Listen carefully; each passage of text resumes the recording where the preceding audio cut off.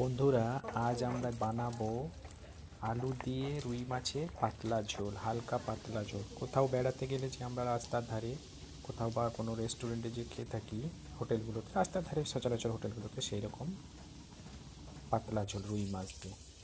প্রথমে রুই মাছগুলো ভেজে নিয়েছিলাম, রাখা ছিল। আলু একটু ভেজে নিয়েছিলাম সরিষার তেল দিয়ে। তারপরে সরিষার তেল দিয়ে ফোড়ন, কালো জিরে একটু দিয়ে ফোড়ন দিয়ে ভালো করে নাড়িয়ে তাতে আদা, পেঁয়াজ, রসুন ও এমনি জিরে দিয়ে একসাথে বাটা, শিলনোড়াতে বাটা মশলা দিয়ে ভালো করে কষিয়ে নিই।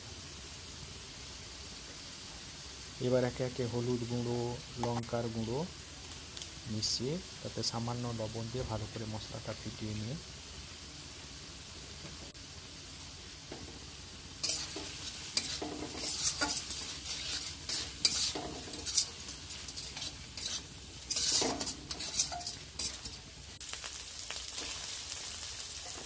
একটু টমেটো কাটা দিয়ে ভালো করে মশলাটাকে মাখিয়ে নেব।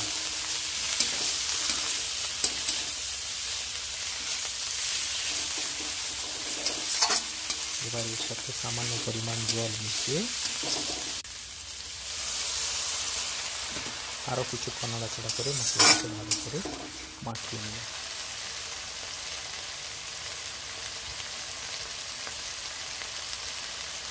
এরপরে পরিমাণ মতো জল আর আলুগুলো দিয়ে কিছুক্ষণের জন্য ভালো করে ফুটিয়ে নেব, যতক্ষণ না আলুগুলো ভালো করে সেদ্ধ হচ্ছে।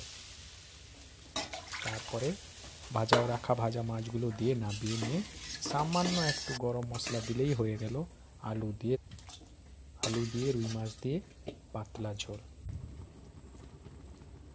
বৃষ্টির দিনে খেতে খুব সুন্দর লাগবে।